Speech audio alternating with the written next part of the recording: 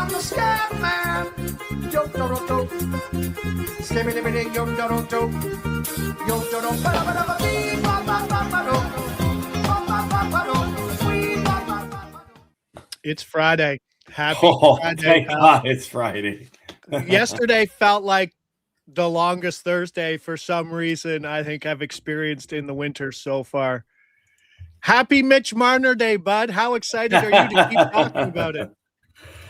Yeah, very excited. Very Can't excited wait. to keep talking about it. Thank God I got a 2-day break over the weekend to not talk about it. And then Monday I got to relive it all again. So, But it's a Friday game for you. So it's a Friday game. You're off the Saturday, the Sunday. You don't have to revisit it again the following day. So, hey, glass half full kind of guy, no? yeah, for sure. I mean, this has been highly anticipated going back to last Thursday, right? Where the first meeting happened in Vegas. And then as the week started, it kind of started to be the buildup. You know, we've been promoting it on our radio station. We've been talking about it a lot, and it's finally here. So the most anticipated return in recent Maple Leafs history. The most anticipated regular season game in forever. Yeah. I don't think there's a bigger one. Welcome to NHL Puck Props presented by Bet99. Bet99 actually has a ton of boosted content today. Picks head-to-head markets, Marner versus Matthews, points, more goals. We'll get to those in a second. Good to see everybody there in the chat. Do us a favor as we get going here on Friday, every Wednesday, Thursday, Friday, live 10 a.m. Hit that like, hit that subscribe button, keep things going. And I'll tell you what, Carlo, my favorite thing as a creator is watching that chat say stuff like we won the play, like maybe it wasn't an official play, but it was like we talked yesterday about maybe not a great spot to bet Vegas because they could be looking ahead to that Toronto game. Boom, 3-0 after 10 minutes for Boston, who's an elite home team. I love when guys can take information, use it, and don't need someone to say, this is my bet. I love when boys can follow their own plays. So happy for the chat whenever they can do that. Great goal correction if you didn't see it last night to get a plus 525. Brady Tkachuk, late goal correction for a winner. Sometimes for the double-double? The double-double for 5. Nice. Yeah, nice. That was a lucky one to get up. But we were talking yesterday about the games that where you could see two-way scoring, talking about the 2+ goals in each game. Those all went by as well. Now I have to ask you, we get into the Marner talk. Yep. Think about a pie chart, my friend, and the situation that we land on today with Mitch Marner coming back. People are going to boo. We know that, right? Yeah. Where is the fault? I'll give you the amount. I'll give you the people, and you tell me the percentage of their blame for the situation that's happening tonight. Mitch Marner himself, the Toronto organization, the fans, and Mitch Marner's agent. Well, I would put the agent and his PR managers as number one. Okay. I would put the organization as number 2. I would put Mitch Marner as number 3, and I would put the fans number 4. Because, you know, there was an article that was released yesterday by Elliot Friedman, and it was a very, very good written article that detailed a lot of the Mitch Marner tenure here in Toronto. And the paragraph that included Austin Matthews and Mitch Marner and how their 2 contract situations played out, where with 2 years left on Matthews' deal, he kind of gave the organization assurance that he was going to stay as long as things didn't fall off the tracks. Well, when they took that same approach with Marner, he didn't really give them the same assurance at all. And that's when the organization should have taken a step into deciding what was the best decision for the organization and for Mitch Marner going forward. Because once they allowed that no trade clause to once they allowed that no trade clause to kick in, it created this all hell break loose situation for Mitch Marner where, you know, obviously the team is going to look to try to trade him during that year. And obviously there was going to be some pushback if it wasn't the destination that Mitch Marner chose or the time that suited Mitch Marner. You can't blame the player for doing that. The player negotiated that contract in good faith when he signed that contract. So he has every right to exercise his decision to say no. And so it put the organization in a really tough position. It forced them to sell pieces at the deadline to create an all-in approach, which is what they did. And they lose another game 7, and then they lose this player for not nothing, but not the return that they should have gotten for him. And so, like, I think the bitterness that still is held over this organization because of things that were said and done in early contract negotiations, I just think that's pity. Like, that's just childish. The fact that, you know, we're at this point and that was something that still bothered the Marner camp. And this whole position on how things transpired and even just the direction that Marner took when he left about, you know, certain media appearances and certain, statements that he made and certain videos that he did reflecting his time in Toronto, it didn't really create a better situation for him in Toronto because if anything, it just irked the fans even more with some of the stuff that was said. Right. So I don't blame the fans. The fans are the fans. The fans are the fans that beloved this guy while he was here. And now the fans are the ones taking the shots as to the reason why he left. So how are you supposed to blame the fans? You don't, especially the fans that have to pay a lot of money to get through the gates today. And I think there's probably a couple extra security guards there making sure people don't have stupid signs, things to throw on the ice, because that's where we're headed for today. Well said, Carlo. And I love the fact that I get the exercised point of view with your Marner look that's probably been talked about like 8 times already. You know what I mean? Like, that's about as refined as your Marner look will be going into tonight because you've talked about it for a week. Yeah, pretty much. The fans did nothing wrong. Yes, the fans are the fans, and the fans can be as upset if they want. But if producer Mick could bring up the Bet99 site there, I just want to take a look at a couple of the props, see if there's anything, how we look at betting this. So we're right there. We have Austin Matthews, more goals or more points tonight at plus 200 versus Mitch Marner at plus 265 or a tie at plus 115. Do you think this is a motivating game for Matthews just as much as it is as Marner? Well, I think if you go back to the last game in Vegas last week, you talk about motivation. Go back and look at the score sheet and see who scored for the Maple Leafs. Oh, yeah. It was Nylander, Matthews, Tavares, and Riley. What do all 4 of those guys have in common? They were part of the core 4, core 5 conversation that included Mitch Marner when he was here. So there's clearly motivation that these players want to show that they could succeed in life without Marner, right? And knowing, look, everyone's friends. You know, players that play with each other and even against each other show a level of respect. And the players inside that locker room clearly have it. But when you're on the ice, it's game on, right? You're competitive. That's when your juices are supposed to flow. And so I should have said pump. Your juices are supposed to pump. Your juices are supposed to pump. Yes, you're right. Juice pumpers. And I think, you know, with the environment that we envision the fans creating tonight, it should create a little extra juice pumping for the boys. I don't know. Matthews, do you want to take Matthews 200 more points?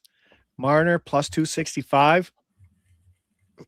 Toronto's in a tough spot. We don't even know if Carlo or Oyeller in it. Like, there could be some issues on the blue line for a Toronto team that's outside of that Dallas game had been giving up a lot of goals. I don't know if Mitchie goes off that line and that power play get going. Okay, but here's I think you go Matthews all day, every day with these props, and here's why. Okay.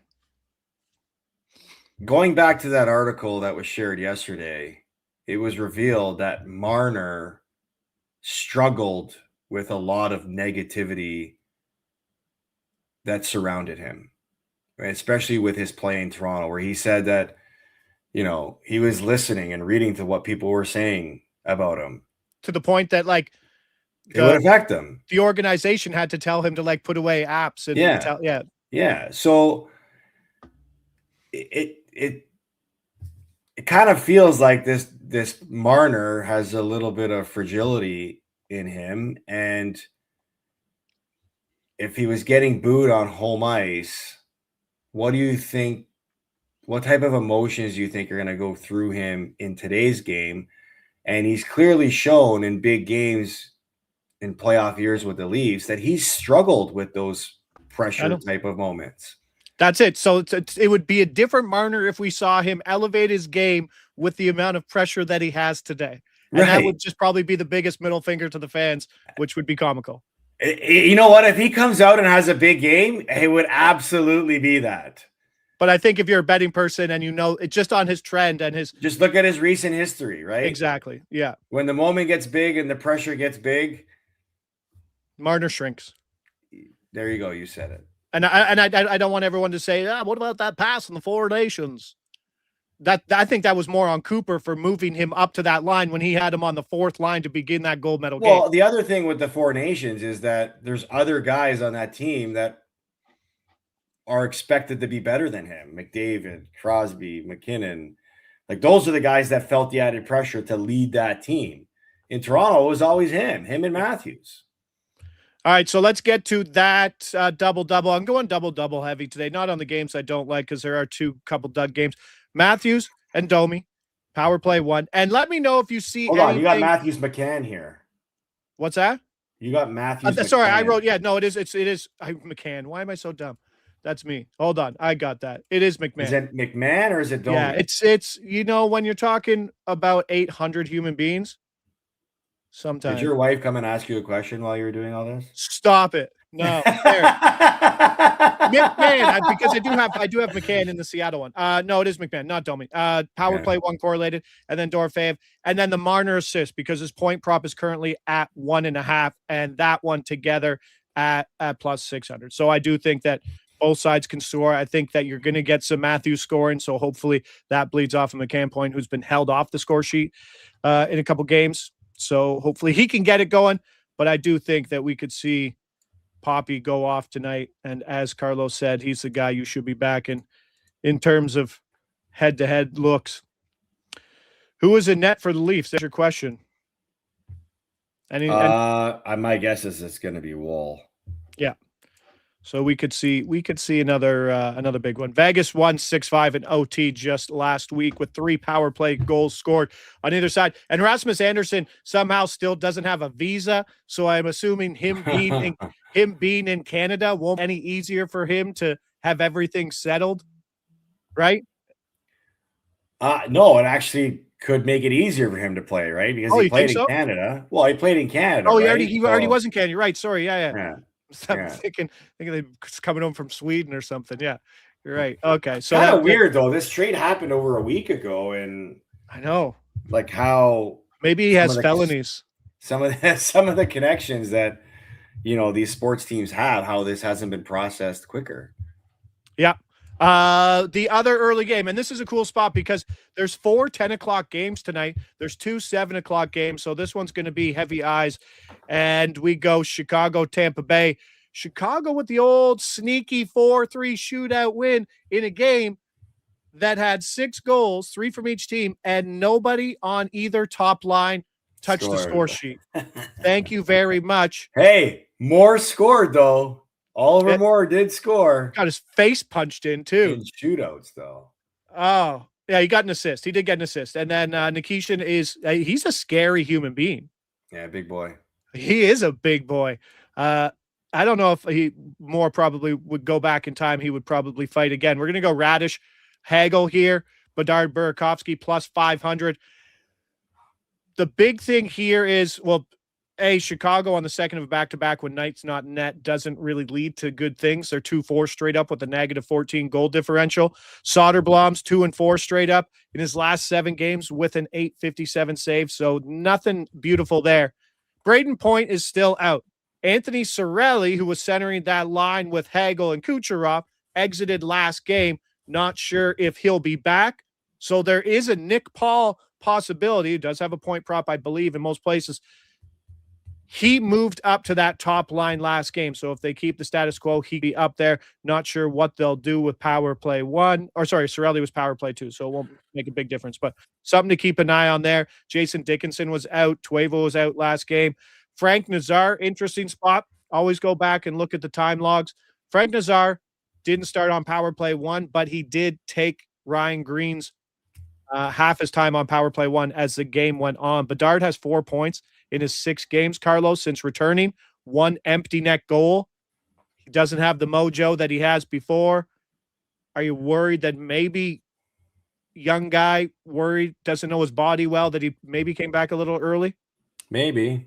I mean, we won't know that for sure, but I think a lot of it is just timing, right? It's timing and confidence. Like, he's a shooter, right? And depending on what the injury was and the extent of it, has it limited his force that he usually shoots the puck with? Maybe, but got to get him going.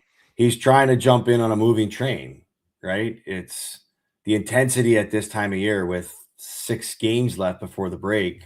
It's playoff intensity, right? That most teams are playing with, because you can treat this next stretch as like do or die playoff hockey, because you have a 3-week break to sort of re-energize yourself before the actual stretch run begins. Covers his trend of the day in that game. The Hawks have hit the first period over in 15 of their last 20 games for +8 units. Not a bad one to look at there. If you're looking, there's actually a couple games that trend well to the first period over. Off the 7:00 game, St. Louis and Dallas. Who cares? Who cares? St. Louis is done for. They should sell. They have great pieces to sell. And Dallas, just when you think Dallas is maybe that 3-game stretch where they scored 3 goals was just kind of a blip on the radar. Then they go out and lay a 1-0 dud in Columbus last night. Yeah. And I mean, Mikko Rantanen. So they go from Columbus to Dallas on back-to-back nights. That's a weird travel spot. Yeah. There you go. Travel spot. But St. Louis isn't anything special in terms of what they're doing. Thomas is out. Like I said, St. Louis is 2-5 in their last 7 games. They've scored 1 goal over their last 2 losses over the last 30 days. This is the worst offense in hockey. Now, I'm just telling you about this, Carlo. I'm not telling you to go bet it. I'm just telling you the prices. St. Louis team total under 2.5. Stop! Is -115. I'm just saying that. Stop with the under 2.5. Seems like a you good lose them price. in the first period. Seems like a good. Yeah, we'll be done in the first period. Dallas is under 2.5 is like +175. If you get a Joel Hofer start, probably you better look. Both teams to score 2+ goals. No, +140. The Blues have covered the first period puck line in just 1 of their last 9 road games and have allowed a power play goal in 3 straight games. There you go. Philly and Colorado. The sky keeps falling. Should we be worried about the Avs, who are playing .500 hockey over the last 10 games? Have lost 3 of their last 4, all at home. Anaheim, Nashville, Toronto. The team might be missing Taves and Landeskog a little more than we thought. Is this obviously something we should be concerned about, or it's impossible not to have these streaks in an 82-game season? Yeah, I don't think it's something you should be worried about, but I think it's something that you could take advantage of right now. Like, if Colorado's been playing .500 hockey, well, clearly they've hit a lull in their season that has, that usually shows up in every team's regular season. I mean, right now, I would be looking at betting the plus money on the teams that they're playing. Even if those teams are the Flyers at +240? Well, all the Flyers they're coming off of a tough loss. They were led 3-0 in that game, and they should have won if Hathaway just would have shot the puck in the empty net. Okay, so going back to that breakaway, seal the game, Yeah. stick lifted, go back, tie, lose in overtime. Like, does that quiet the locker room? Yeah. Oh, for sure. That stings. No one's saying anything? I mean, maybe somebody is saying, "Hey, Hath, keep your head up, man. That stuff happens." But Is there sometimes somebody in that locker room, like a biz type, that's like, when it's really quiet, will just say, "Hey, Garrett, nice play, pal. Get him next time." if they would have won, like if they would have won in overtime, it definitely would have been the joke in the dressing room post game. But Okay. I mean, maybe in practice today or pregame skate, you poke fun at it, but there's a time and place for that. And after the loss in overtime was not the right time and place. Jonathan Davis asking your thoughts on the impact of Devin Taves' injury to the blue line. Well, my thoughts on it is clearly it's made an impact, right? Things seem to be smooth sailing when he was playing. So you remove him from the group, and I'm just trying to look at their defenseman. Okay, now you got Sam Malinsky, who I believe is a right-handed shot, playing the left side with Cale Makar. And you got Josh Manson and Brent Burns and Jack, I don't even know how to say this name, Akan and Samuel Girard as your bottom pair. 4 right-handed shot defensemen playing in your top 4. So, yeah. Missing Landeskog's big too, right? Like their middle line, like Val Nichushkin has 1 point since coming back. Like he's been brutal. Yeah. Ross Colton hasn't done anything. And as you saw, as producer Mick put up, that Dorofeyev assist at plus 155, he's playing top line in power play 1. He's minus 125 for a point right now at Bet99. That's like if that's his role today, top line with McKinnon, power play 1 versus Philadelphia, that true price should be about minus 190. It's if that's what it is, it's a really good look. I think you can load up on Olofsson at his prices right now. 2+ points is a good one. There's a lot to like in terms of that. And the Flyers, I do have the double in this: Zegras, Konechny, Olofsson, and then McKinnon. Oh, I don't have the double. I was thinking about it and I didn't want to double up with Olofsson. But what I would do in this game: Zegras, Konechny, Olofsson, and then the McKinnon 1.5 over, and that was 525 if you're thinking about doing something there. I was trying to get cheeky with some second lines, maybe Brinks and Cates or Brinks and Mitchkov, and then Nelson and Lehkonen isn't a bad one because Lekkonen's now on line too. But this is how bad the Philadelphia penalty kill is, and this is a really big thing to pay attention to in this game. Goals in 6 straight games, Carlo.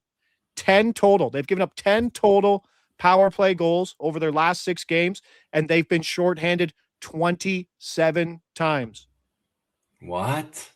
Yeah, their PK's awful, and they're taking a ton of penalties. The Avalanche have hit the first period over in 17 of their last 25 home games for over 8 units. There's another first period over that you can put together. Washington and Calgary, we go. My double here is Ovi Strome, Backlund, Sharon Govich plus 600. The Washington lines are a little tricky because they juggled them last game. Ovi's double shifting on the power play.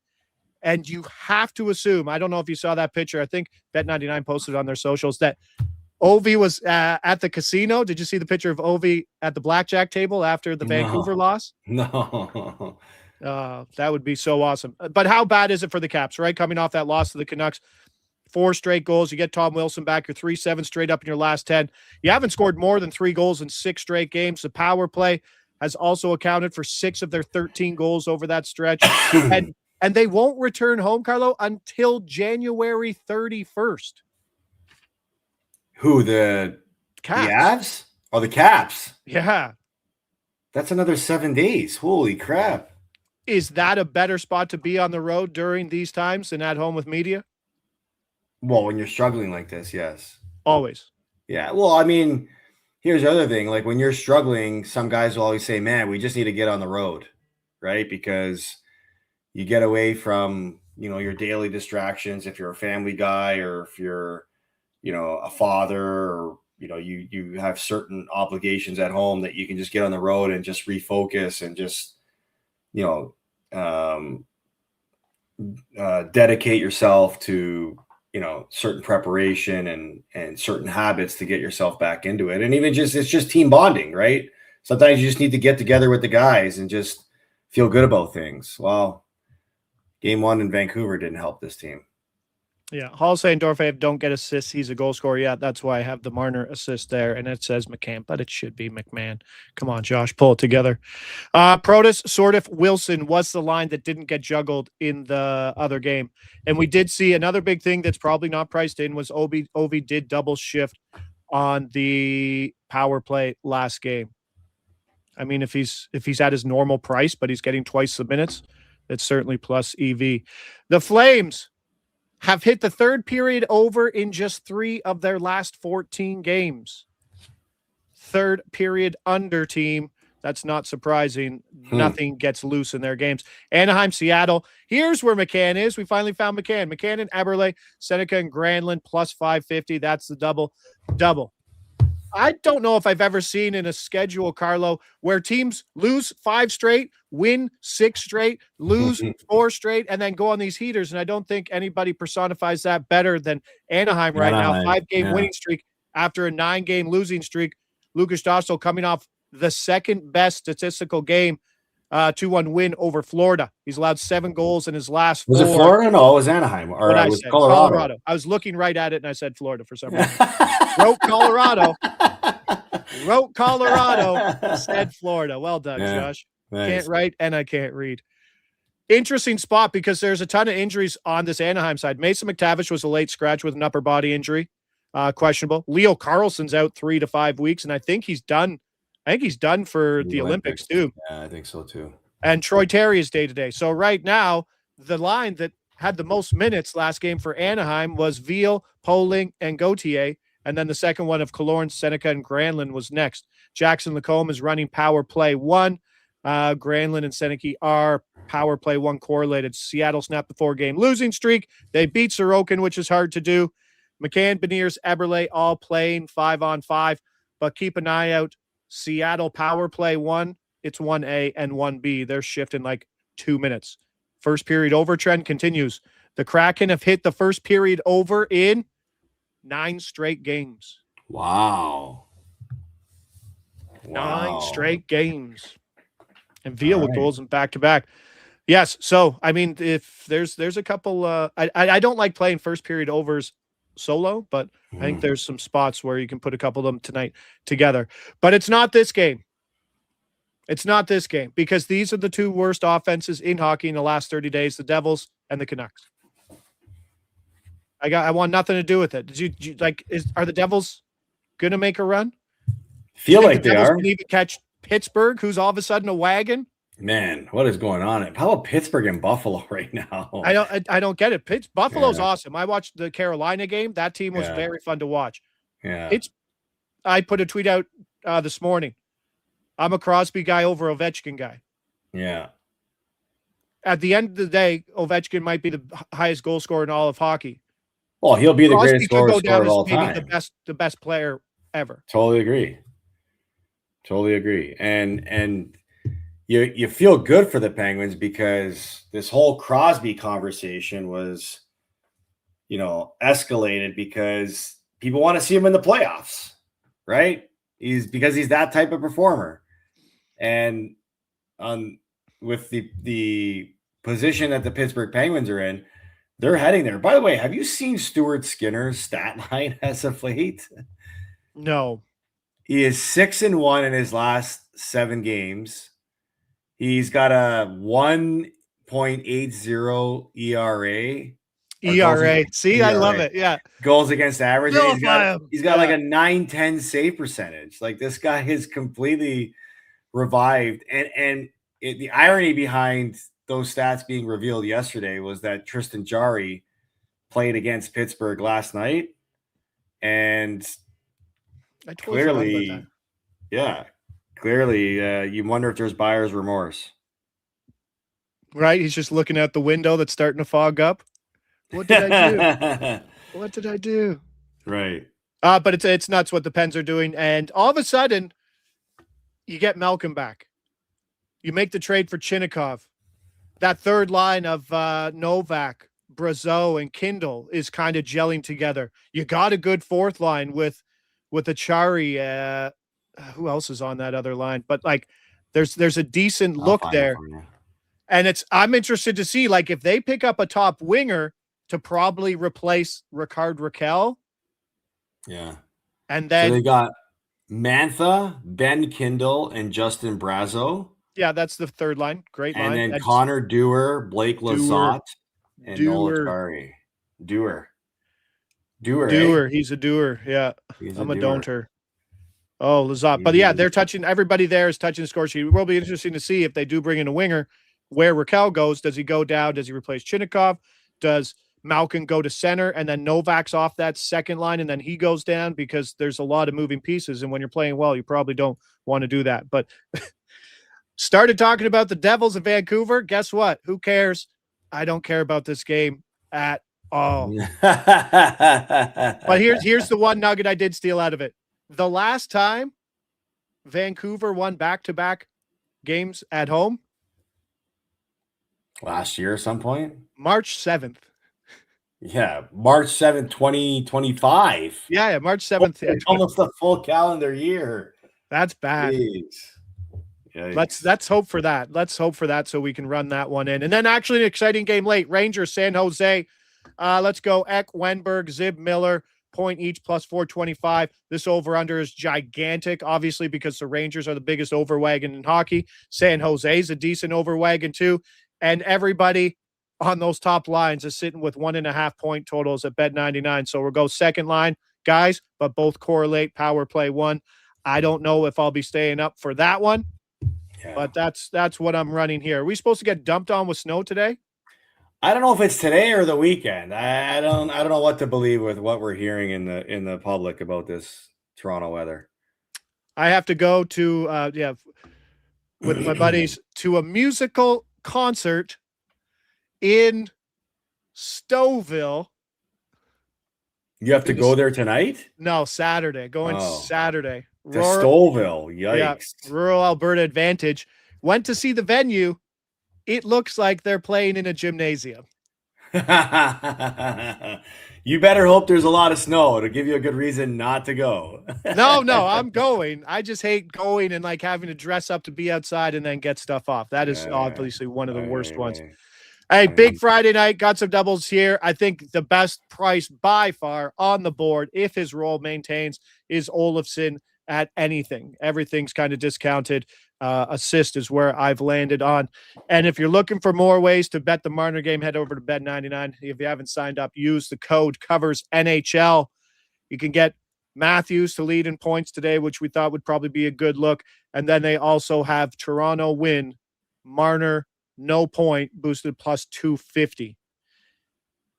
I don't. This game could be an absolute shootout, or it could be a dud. It's just the way hockey's going these days. We could have Florida Winnipeg version 2 today after last night's.